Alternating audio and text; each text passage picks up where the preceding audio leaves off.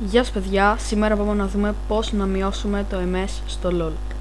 Λοιπόν, το πρώτο πράγμα που έχετε να κάνετε είναι να πάτε κάτω δεξιά εδώ πέρα, να βάζετε αριστερό κλικ, να κλείσετε όλα τα προγράμματα εκτός από το antivirus και αυτά τα δύο.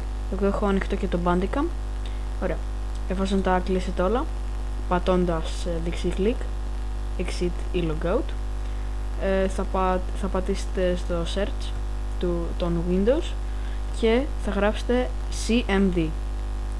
Δεν θα το τρέξετε κανονικά, θα πατήσετε δεξί κλικ, εκτέλεση ως διαχειριστής και θα πατήσετε αυτήν την εντολή IP config κάτω παύλα /DNS. Θα σας βγάλει αυτό το μήνυμα και τώρα θα έχετε λιγότερο μέσα στο LOL.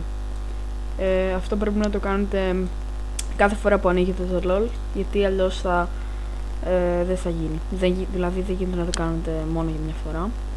Πρέπει να το κάνετε κάθε φορά που ανοίγετε το LOL. Κάντε ένα subscribe, ένα like, γιατί με στηρίζει πάρα πολύ. Γεια σας.